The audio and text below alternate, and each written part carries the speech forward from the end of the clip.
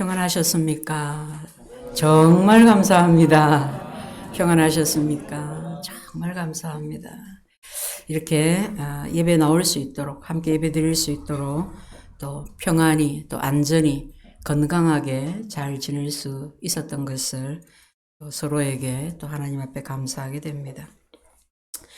코로나 사태로 8번의 주일을 교회에서 예배를 드리지 못했다가 지금 이렇게 우리가 예배를 드리게 되었습니다. 이전과 다른 모습이지만 우리의 예배에 주께서 임재하여 주시는 줄로 믿습니다. 우리 모두 오직 예배를 받으시는 하나님께 또 집중하고 예배에 주시는 그 은혜로 충만하게 되시기를 기원드립니다. 주님이 공생애를 시작하시고 그리고 시간이 가면 갈수록 수많은 사람들이 주님을 따르기를 시작했습니다. 성경에서 무리라고 하지 않습니까? 그죠? 무리가 따랐대. 얼마나 많은 사람들이 주님이 가시는 곳마다 따랐는지 모릅니다. 온 땅에 주님의 소문이 퍼져나가고 여기저기서 얼마나 많은 사람들이 모여들었는지 와서 병 고침을 받고 와서 먹는 것이 해결이 되고 와서 권세 있는 하나님의 말씀을 또 듣고 바리새인과 서기관들이 그 예수님을 책잡지 못하는 것도 보고 주님께만 가면 다 해결이 되었습니다. 사람들은 저 나사렛 예수만 따라가면 모든 일이 다 해결될 줄로 알았습니다. 이분만 따르면 되는구나. 이분이 메시아구나. 로마의 압제에서 가난에서 구해 주시겠구나. 이것을 가장 잘 보여주는 대목이 바로 예수님이 마지막 고난 받으시려 예루살렘에 입성하실 때 그 장면에 나옵니다. 많은 사람들이 모여들어서 예수님이 예루살렘 성 안으로 들어오시는 것을 열렬하게 환영하며 맞았습니다. 호산나 다윗의 자손이여 주의 이름으로 오시느니요. 찬양하면서 종려나무 가지를 막 흔들면서 그런데 그 주님이 왕으로 오셔서 자기들의 기대대로 세상을 막 바꾸고 자기들을 책임져 줄 줄을 알았는데 그런데 그 주님이 너무나도 무력하게 무능하게 붙잡히고 채찍에 맞고 그리고 십자가에 달리셨습니다. 하나님의 뜻과 사람의 뜻이 다른 겁니다. 하나님의 기대와 사람의 기대가 이렇게 다른 것입니다. 주님을 그렇게나 따르든 주님이 가시는 곳을 쫓아가든 심지어는 주님이 저쪽으로 가신다, 저쪽으로 가게 배를 탔다 그러면 미리 가 있는 거예요. 그렇게 주님을 최고의 가치로 여기고 그렇게 주님을 따랐지만 이제는 선동하는 자들을 따라서 저 예수를 십자가에 못 박으라고 외쳤습니다. 더 이상 주님을 따르는 것이 아무 가치가 없다는 것입니다. 저렇게 잡혀서 맞아서 피투성이가 되고 사형 언도를 받고 십자가에 달리는 자를 쫓아야 하는 아무런 가치가 없다는 것입니다. 사랑하는 성도 여러분, 주님의 십자가에 구속을 아십니까? 주님이 십자가에 죽으심으로 내가 죄에서 용서받은 것을 믿으십니까? 고린도전서 1장 18절에 이같이 말씀합니다. 십자가의 도가 멸망하는 자들에게는 미련한 것이요 구원을 받는 우리에게는 하나님의 능력이라. 십자가의 도는 멸망하는 자들에게는 미련한 것이고 이런 멸망하는 자들은 십자가의 도를 이해하지를 못합니다. 아무런 가치가 없는 것이라고 여깁니다. 그러나 믿는 우리에게는 하나님의 능력이라. 우리에게 하나님의 능력이 임하신 것입니다. 할렐루야. 여러분, 그렇게 주님을 따르던 사람들이 왜 그렇게 돌아섰을까요? 그냥 손바닥 뒤집듯이 왜 그랬을까요? 죽음이 끝이라고 생각하기 때문에 그렇습니다. 죽으면 끝이다. 죽으면 아무것도 없다. 죽으면 어떤 가치도 없다. 아, 그런데 꼴을 보아하니 지금 죽음으로 가고 있구나. 살아날 가망이 전혀 없구나. 끝이구나. 메시아인 줄 알았는데, 개혁자인 줄 알았는데, 혁명가인 줄 알았는데 아니구나. 예수님은 저주의 나무에 십자가에 달리셨습니다. 죽으셨습니다. 그래서 끝났습니까? 죽으면 끝인데, 죽으면 아무런 가치도 매길 수가 없는데, 그런데 주님은 죽으시고 죽음이 끝이 아닌 것을 보여주셨습니다. 죽으신 주님이 사흘 만에 부활하셨습니다. 죽음을 이기고 부활하셨습니다. 죽음이 끝이 아니라는 것을 친히 보여주신 것입니다. 우리 두 번씩 인사합시다. 예수님이 부활하셨습니다. 예수님이 부활하셨습니다. 지지난주가 부활절이었습니다. 방송에서 막 언론에서 온통 부활절은 기독교의 최고의 명절이다. 다 그렇게 했어요.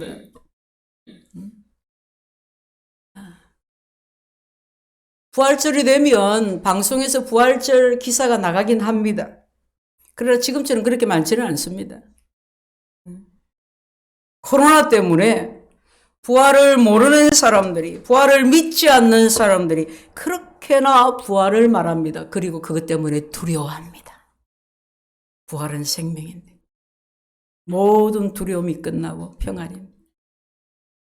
왜 그럴까요? 죽음을 두려워하기 때문에, 죽음이 끝이라고 생각하기 때문에. 세상에서 최고의 권세는 죽음인 것입니다.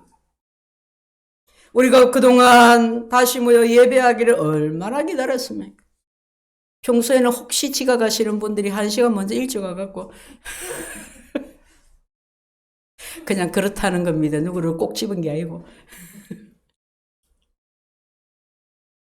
우리가 물론 가정에서 예배 드리는 것도 너무 감사하고, 평소에 잘하지 못했던 가정에서의 예배를 회복하고 얼마나 감사했습니까? 그죠?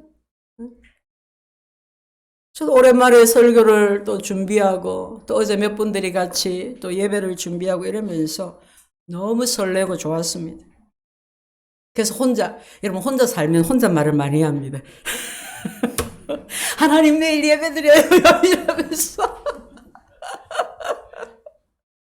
드디어 예배네요 이러면서 잠이 안 오네. 1시간 넘어가도 잠이 안 오는 거예요. 아, 기도하라는갑다 이러면서도 이제 기도보다도 그냥 마음이 떠가지고.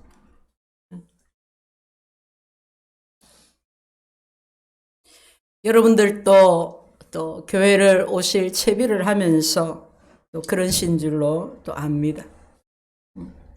예수님을 믿는 사람만이, 예수님의 십자가와 부활을 믿는 사람만이 예배가 의미가 있는 것이지, 여러분 믿지 않는 사람들, 멸망하는 자들은 예배가 아무 의미가 없습니다. 성도 여러분, 안 믿는 사람은 이해할 수 없는 신앙의 비밀이, 신앙함의 비밀이 우리에게 있는 것입니다. 우리가 과거에도 그랬습니다. 우리 자신이 과거에 그랬습니다. 그랬던 우리에게 하나님의 은혜가 임하고 성령이 역사하셔서 믿게 되고 믿는 것입니다. 내가 언제 예수님을 직접 보았습니까? 직접 들었습니까? 만졌습니까? 그런데 예수 그리스도의 십자가와 부활을 믿게 해주셔서 우리가 믿고 믿음의 삶을 살고 있는 것입니다. 성도 여러분, 예수님을 구주로 믿으십니까? 예수님의 죽으심과 부활하심을 믿어 구원받는 것을 믿으십니까? 이 믿음을 붙잡고 이 믿음으로 승리하시기를 축복합니다. 천국은 마치 밭에 감추인 보화를 발견하고 자기 있는 것을 다 팔아서 그 밭을 사는 것과 같아. 그렇게 천국을 비유해서 말씀하셨습니다. 믿고 구원받는 것이 바로 이와 같은 겁니다. 그 엄청난 가치를, 보화의 가치를 아는 사람은 어떤 값을 지불하고서라도 그 밭을 삽니다. 아니까. 알게 되었으니까. 그리고 그것을 지킵니다. 붙잡은 것을 놓지 않는 거예요.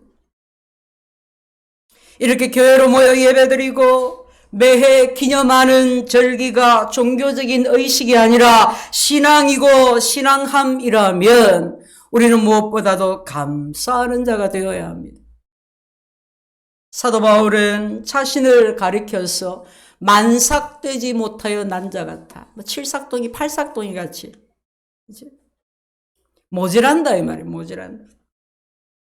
자신을 사도 중에 가장 작은 자라고 했습니다. 죄인 중에 괴수라고 했습니다. 무슨 말입니까? 내가 얼마나 부족한지 아는 겁니다. 내가 얼마나 죄인인지 어떤 죄인인지를 아는 겁니다. 나는 그리스도의 고난과 부활에 참여할 수 없는 자인 것을 아는 것입니다. 그런데 전적으로 하나님의 은혜로 성령의 역사로 내가 믿고 구원받았다는 것을 고백하는 것입니다.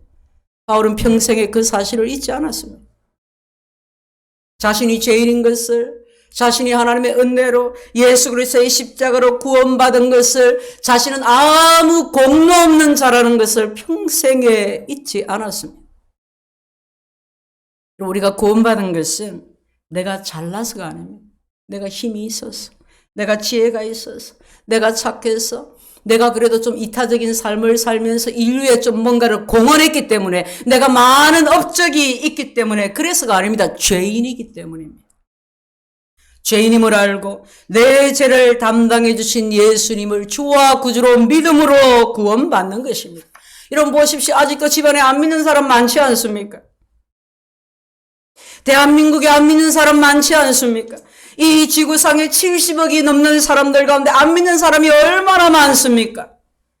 그런데 하나님께서 나를 하나님의 능력으로, 성령으로 믿게 해 주셔서 하나님의 말씀이 들려지고, 그래서 깨달아지고 믿어지고 구원받게 된 것입니다. 아무 자격이 없는, 아무 공로 없는 우리를 주님이 사랑하셨습니다. 우리 죄를 대신해서. 주님 대신하지 마세요. 내 죄 질게요. 자기 죄를 질 수 있는 사람이 아무도 없어요. 저와 여러분의 죄를 대신해서 십자가를 지셨습니다. 웬 은혜입니까? 웬 복이입니까? 그래서 이렇게 온 세상이 불안하고 두려움이 온 땅을 휘몰아쳐도 거기에 같이 휘몰아침을 당하지 않는 것입니다. 죽음이 끝이 아니기 때문에, 부활이 있기 때문에, 어떤 고통과 힘듦이 있을지라도 그 가운데 기뻐하고 감사할 수가 있는 것입니다. 감사하십시오. 끊이지 않는 감사가 있기를 축복합니다. 그리고 본문입니다. 주님이 부활하시고 바로 승천하시지 아니하고 40일 동안 이 땅에 머무셨습니다. 주님은 자기 백성을 죄에서 구원하러 오셔서 결국 십자가에 달려 죽으심으로 구속을 다 이루셨습니다. 부활하심으로 구원을 확증해 주셨습니다. 그래서 할 일이 다 끝났습니다. 그런데 왜 40일 동안 지상에 머무셨을까요? 그 이유와 목적이 무엇일까요? 3절 말씀에 40일 동안 그들에게 보이시며 하나님 나라의 일을 말씀하시니라. 여러분 여기에 매우 중요한 단어가 나옵니다. 하나님 나라, 하나님 나라. 예수님이 공생애에 나서실 때에 공생의 첫 번째 말씀, 일성이라고 그러죠. 하나님의 나라가 가까웠으니 회개하고 복음을 믿으라. 주님은 처음부터 하나님 나라를 선포하셨습니다. 주님이 산상수훈, 또 수많은 비유의 말씀, 그 모두가 하나님 나라에 관한 것이었습니다. 하나님 나라는 성경 전체의 핵심 주제입니다. 주님이 세상에 오신 목적은 우리 인간편에서 보면 우리의 구원에 모든 관심이 갈 수 있지만 하나님 편에서 보면 우리의 구원뿐만이 아니라 죄로 망가지고 심각하게 망가진 이 세상을 회복하고 하나님 나라를 완성하시는 것입니다. 여러분 세상을 한번 보십시오. 세상은 완전하지가 않습니다. 견고하지가 않습니다. 영원하지가 않습니다. 늘 흔들리고 불안합니다. 변합니다. 역사를 한번 보십시오. 영원할 것 같고 더 이상 어떤 것도 견줄 수 없는 막강한 나라들, 제국들 지금 어디에 있습니까? 세워지고 무너지고 세워지고 무너지고 세워지고 무너지고를 반복했습니다. 유대 나라 이스라엘도 그랬습니다. 당시 유대는 다시는 새벽이 올 것 같지 않는 어둠에 끝없는 고통 속에 암울하고 힘든 시대였습니다. 그때 주님이 오셔서 하나님 나라를 선포하셨습니다. 하나님 나라를 가르치셨습니다. 부활하신 주님이 40일 동안 제자들과 함께 계시면서 하나님 나라를 말씀하시니 제자들이 사도행전 1장 6절에 같이 말합니다. 주께서 이스라엘 나라를 회복하심이 이때입니까? 제자들은 하나님 나라를 이스라엘의 회복으로 알아들은 것입니다. 우리나라를 로마로부터 해방시킬 때가 언젠가? 이때인가? 주님 이때 우리나라를 회복시켜 주십니까? 그렇게 알아들었습니다. 완전 동문서답을 하고 있는 것입니다. 하나같이 잘 못 알아들었습니다. 12제자 한 명 빠지고 500여 형제에게 주님이 부활하신 것을 다 보여주셨는데 갈릴리 어부도 그렇게 알아듣고 열심당원도 그래 알아듣고 세리도 그래 알아듣고 출신도 직업도 정치적인 입장도 다 다른 제자들이었는데 그들은 모두 이스라엘의 회방을 꿈꾸고 있었습니다. 부활하신 주님은 지금 하나님 나라를 말씀하시는데 지금 우리나라가 우리 유대가 로마로부터 해방될 때라는 것인가 이러고 있는 것입니다. 하나님 말씀을 들어도 내 관점에서 듣습니다. 내가 보고 싶은 것만 보고 내가 읽고 싶은 것만 읽고 내가 듣고 싶은 것만 듣고 이것이 문제입니다. 우리가 성경의 한 구절을 통해서 은혜 받습니다. 암송도 합니다. 주장합니다. 여러분 그렇게도 하고 은혜를 받지만 성경은 통전적으로 전체로 알아야 합니다. 구약이 너무 어렵다. 그래서 처음 신약을 알아, 잠언을 알아 그렇게 하지만 구약도 읽어야 합니다.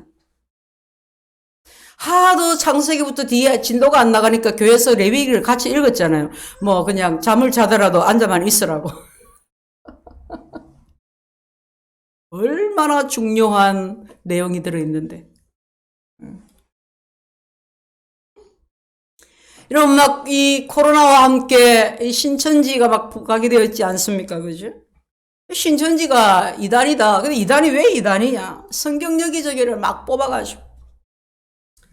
이제 코로나가 조금 안정화되고 이러니까 여호와의 증인도 전도하러 나오고 이래요. 성경에 여기저기 구절을 뽑아가지고 자기 입맛대로 맞추는 거예요. 거기에 자기 교리를 만드는 거예요. 해석하는 거예요. 신천지 비유풀이를 한다니까 비유풀이 뭔가 솔깃해. 뭔가 대단한 것이 있을 것 같아요. 뭔가 신비로운 것이 있을 것 같아요. 아니에요. 완전히 엉뚱하게 자기에게 다 맞춰서 해석을 해요. 신천지 이만희 교주 한번 나와서 했잖아요. 그죠? 발표하고. 거기 기자한 사람이 정말 당신은 자기 자신이 영생한다고 믿습니까? 부활한다고 믿습니까? 대답 안 하더라고. 여러분 성경을 말한다고 해서 성경을 말하는 게 아닙니다. 7절 말씀에 이르시되 때와 시기는 아버지께서 자기 고난에 드셨으니 너희의 알 바 아니요. 무슨 말입니까? 신경 쓰지 말라는 겁니다. 이스라엘이 언제 독립이 될지 해방이 될지 그거 신경 쓰지 말라는 겁니다.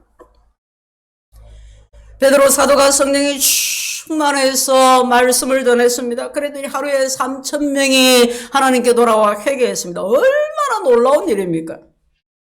그럼에도 불구하고 그는 하나님 나라를 충분하게 이해하지 못했습니다. 이방인 고넬료에게 가서 복음 전하는 것을 거부했습니다. 탐탁치 않게 여겼습니다. 왜요? 자기 관점에서 볼 때, 유대인의 관점에서 볼 때 이방인에게 복음을 전하고 이방인이 복음을 받아들인다는 것은 절대 이해가 안 되는 일이었어요. 그게 베드로의 한계였습니다. 하나님은 베드로가 아니라 바울을 세우셔서 복음이 유대에서 이방으로 넘어가게 하셨습니다. 오직 성령이 너희에게 임하시며 너희가 권능을 받고 예루살렘과 온 유대와 사마리아와 땅끝까지를 내 증인이 되라. 이 말씀은 그저 전도해라 선교해라 하는 말씀이 아닙니다. 훨씬 더 넓은 의미로 우리에게 이해되고 적용되어져야 하는 말씀입니다. 여러분 전도를 해보시면 알지만 전도할 때 장애물이 많습니다. 굉장히 많습니다. 전도는 나라와 인종과 문화와 지역을, 경계를 넘어서는 것입니다. 나를 넘어서는 것입니다. 쉬운 일이 아닙니다. 온 세상의 갈등과 다툼이, 싸움과 전쟁이 끝이 나지 않습니다. 경계하고 적대하고 막 차고 넘칩니다. 그런데 오직 성령이 너희에게 임하시며 예루살렘에서 유대로, 유대에서 사마리아로 넘어서야 하는데 넘어서야 될 것이 너무 많아요. 너무 어려워요. 간단치가 않아요. 그래서 주님이 이 명령을 주시기에 앞서서 사절에서 당부하시기를 그들에게 분부하여 이르시되 예루살렘을 떠나지 말고 내게 들은 바 아버지께서 약속하신 것을 기다리라. 여러분, 예루살렘은 실패가 점철된 곳입니다. 잊고 싶은 곳입니다. 그죠? 제자들이 자기들의 인생에서, 기억에서 잊혀졌으면 하는 곳입니다. 제자들이 주님에게서 달아났습니다.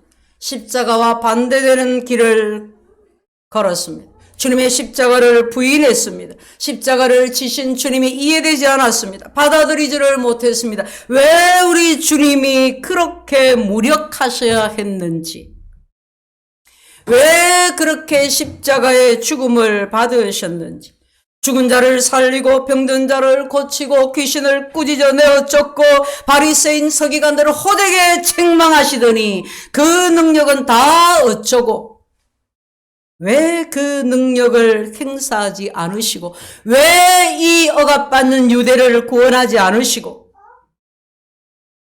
그물도 버리고 직업도 버리고 가족도 버리고 다 버리고 따르던 우리조차 외면하고 버리시고 그렇게 죽으셔야 했는지 이해하지를 못했습니다. 그들은 결코 주님을 결국은 등졌고 실패했습니다. 하나님 나라를 이해하지 못했기 때문입니다. 주님은 하나님 나라의 일을 말씀하시고 너희가 예루살렘을 떠나지 말고 약속하신 것 성령을 기다리라. 그리고 성령이 임하시면 너희가 권능을 받고 성령이 임하시면 주님의 명령을 받을 수가 있습니다. 성령을 모시지 않으면 과거의 삶을 반복할 수밖에 없습니다. 갈릴리 어부일 때 그 모습으로는 주님의 길을 멀리하고 떠나고 부인하던 그 실패의 모습으로는 복음이 나를 넘어가기가 어렵습니다. 갈릴리를 넘어가기가 어렵습니다. 성령을 받아야 이론적이고 지식적이고 종교적인 신앙이 아니라 실제하는 신앙의 삶을 살아갈 수가 있습니다. 예수 그리스도의 증인으로 예수의 고난과 부활에 참여하는 예수의 증인으로 살 수가 있습니다. 성령이 임하시면 권능을 받고 이 권능은 능력이라는 말이에요. 원어에 두나미스라고 하는데 다이너마이트라는 말이 여기에서 나왔어요. 강력한 힘인데 어떤 것도 뛰어넘는 능력을 말합니다. 어떤 것도 뛰어넘는 힘. 복음이 갈릴리만 머물러 있지 않고 유대만 머물러 있지 않고 개인의 경험과 편견을 넘어서서 인종과 민족과 나라의 울타리를 넘어서서 가려면 하늘의 능력이 임해야만 가능합니다. 그래야 이타적인 삶이 가능해집니다. 이기심과 자기 중심적인 사고를 벗어날 수가 있게 됩니다. 여러분 세상을 보세요. 주변을 한번 보세요. 자신을 한번 보세요.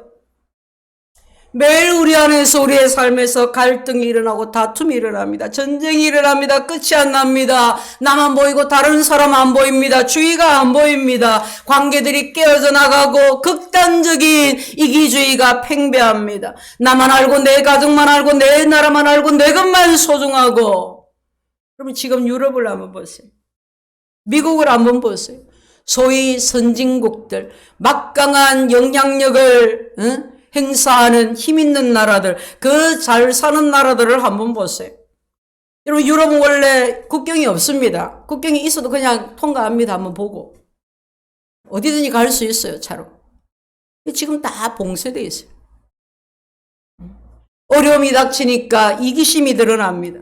내가 살기 위해서 다른 사람을 죽입니다. 여러분, 그게 세상입니다.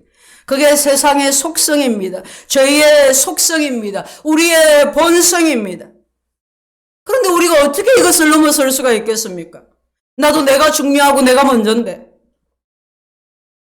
하늘의 능력이 아니면 넘어설 수가 없습니다. 극복할 수가 없는 것입니다. 십자가는 나를 죽이고 남을 살리는 것입니다. 십자가는 나를 내려놓고 남을 들어 올리는 것입니다. 예루살렘에서 유대로 사마리아로 넘어가는 것입니다. 완전히 세상과 다른 방식의 삶입니다. 세상은 이렇게 가르치지 않습니다. 성령이 임하시면 세상을 뛰어넘는 능력이 임하시면 우리는 세상의 방식과 다른 삶을 살게 됩니다. 그것이 하나님의 일입니다. 이스라엘의 회복보다 더 중요하고 우선적인 것은 하나님의 나라입니다. 나라와 민족을 부정하는 것이 아닙니다. 내가 먹고 일하고 입고 육신의 삶을 부정하는 것이 아닙니다. 하나님 나라가 아니면, 하나님 나라의 성취가 없다면 그 모든 것이 무의미하다는 말입니다. 아유, 세상에 할 일이 얼마나 많은데. 그런데 예수님이 너희는 가서 모든 민족을 제자 삼으라. 이 급하고 중요한 세상의 요구가 얼마나 많은데 주님의 말씀은 헛소리같이 들립니다. 여러분, 그렇게 하지 않습니까? 주님이 말씀하셨는데 그렇게 하긴 해야 되는데. 너무 세상 물정 모르는 소리 하는 것 같이 그렇게 들려요. 목사님이 말한 목사가 하는 말이니까 그렇게 들어요. 하나님 나라를 보지 못하면, 하나님 나라를 이해하지 못하면 신앙생활을 잘할 수 없습니다. 온갖 불안과 시름과 두려움 속에 요동치며 살 수밖에 없습니다. 믿음이 있노라 하지만 불행한 삶에서 떠날 수가 없습니다. 역사의 수많은 사건들 속에서 하나님 나라라는 하나님의 의도가, 하나님의 시간표가 계속 가고 있다는 것을 알아야 합니다. 그럼 어제까지 전 세계의 코로나 확진자가 300만 명을 넘었습니다. 사망자가 20만 명을 넘었습니다. 미국의 사망자가 5만 명인데 그 뉴욕 주지사가 나와서 하는 말이 그 10배, 20배 될 거라 그래요. 그냥 발표는 그렇게 했는데 실제로는 수십 배나 될 거라고. 엄청난 숫자 아닙니까? 백신과 치료제 개발을 위해서 여러 나라가 앞다투어 또 수고하고 매진합니다. 우리도 이를 두고 기도합니다. 그런데 여러분, 의학이 발달하면, 과학이 발달하면, 어떤 것도 예방하고 치료할 수 있는 백신과 치료제가 개발되면, 또 정치가 좀 더 달라지면 세상의 문제들이 해결이 될까요? 여러분, 지구에 지금까지 가장 많은 사망자를 낸 질병 또는 문제가 무엇인지 아십니까? 코로나 이거 견줄 수가 없어요. 그게 바로 기아입니다. 기아. 가난입니다. 빈곤의 문제입니다. 가장 많은 사망자가 발생해요. 굶어 죽는다는 말입니다. 우리는 배 터져 죽고 풍요 속에서도 부족하다고 결핍을 느끼는 우리인데, 그러면 여러분, 이 빈곤의 문제가 해결이 되면 좀 더 잘 사라질까요? 인간이 어리석음에서 벗어날까요? 전쟁이 사라질까요? 평화로워질까요? 그렇지 않을 겁니다. 한 문제를 풀면 다른 문제 또 나옵니다. 성도 여러분, 그리스도인이십니까? 이 모든 것들이 어떤 상황도 어떤 고통스러운 것도 하나님 나라의 완성의 한 부분이라는 것을 아시기를 바랍니다.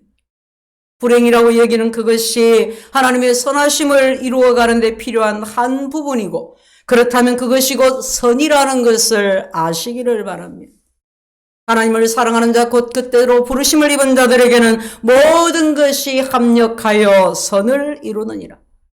하나님 안에 들어와 있는 사람은 어떤 일이든지 그 모든 것을 선으로 여기시기를 바랍니다. 하나님 안에서 하나님 나라의 완성을 향해 달려가고 있는 자신을 볼 수 있기를, 역사를 볼 수 있기를, 세계를 볼 수 있기를 바랍니다. 성령이 임하시면 하나님 나라가 보입니다. 눈에 보이는 것만 보지 않고 보이지 않는 것을 믿음의 눈으로 봅니다. 성령이 임하시면 하나님 나라를 경험합니다. 나와 내 가정을 넘어서 민족과 나라와 인종을 넘어서 한 곳에만 머물지 아니하고 불의와 부정 안으로 침투해 들어가서 갈등과 분쟁 속으로 들어가서 마구 뒤흔들어 놓는 것입니다. 어둠을 흔들고 죄를 흔들고 가치를 흔들고 세상의 자랑과 영광을, 세상의 공고한 것들을 마구 흔드는 것입니다. 나 때문에 주변이 흔들리는 것입니다. 나 때문에 세상이 흔들리는 것입니다. 그래서 그곳에 죽음이 떠나가고 생명이 임하게 되는 것입니다. 불안이 떠나가고 평안이 임하게 되는 것입니다. 말씀을 맺습니다. 사랑하는 성도 여러분, 예수 믿는 우리는 그리스도인입니다.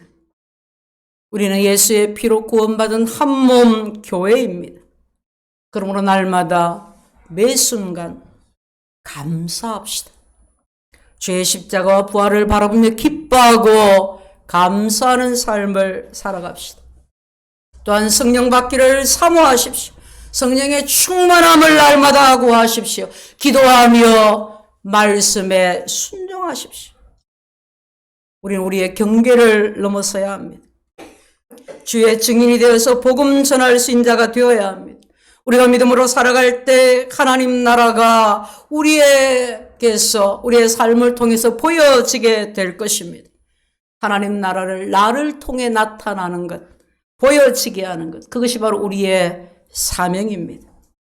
하나님 나라의 완성을 향한 삶, 시대가 달라도 세상이 어때도 우리는 하나님 나라 백성으로 그리스도인으로 살아가는 것입니다.